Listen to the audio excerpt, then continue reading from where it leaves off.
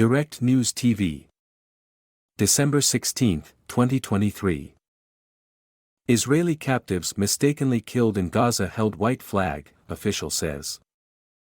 3 Israeli hostages killed mistakenly in Gaza by Israeli forces were shirtless and one of them was holding up a white flag, according to an initial inquiry into the incident, a military official has said.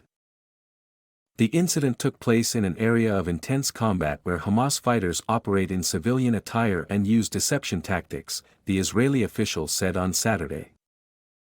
A soldier saw the hostages emerging tens of meters from Israeli forces in the area of Shujaiya, the official added. They're all without shirts and they have a stick with a white cloth on it. The soldier feels threatened and opens fire. He declares that they're terrorists, forces, open fire, 2 are killed immediately, said the military official. The 3rd captive was wounded and retreated into a nearby building where he called for help in Hebrew. Immediately the battalion commander issues a ceasefire order, but again there's another burst of fire towards the 3rd figure and he also dies, said the official. This was against our rules of engagement. Mourning in anger. The military on Friday identified the 3 as Yotam Hayam, 28, and Alon Shamriz, 26, abducted from Kibbutz Kfar Aza, and Samer Talalka, 25, abducted from nearby kibbutz Nir Am, by Hamas.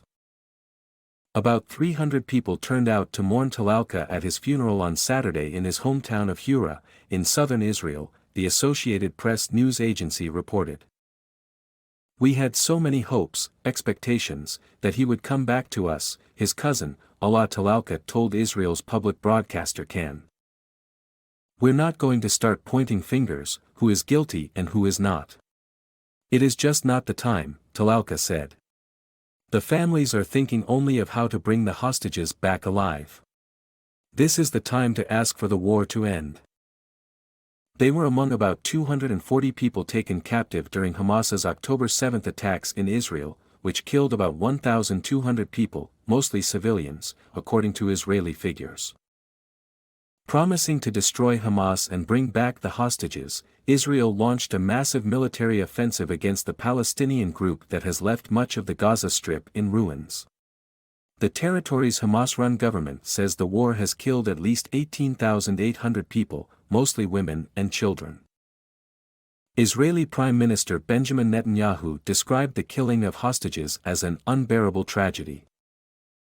Hundreds of people are expected to gather on Saturday in Tel Aviv to call on Netanyahu's government to secure the release of 129 hostages still held in Gaza.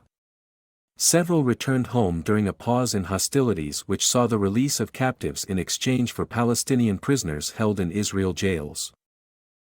My name is Kingsley. Please like, share, subscribe and hit that notification bell so you can be the first to be notified whenever we post. You won't regret it.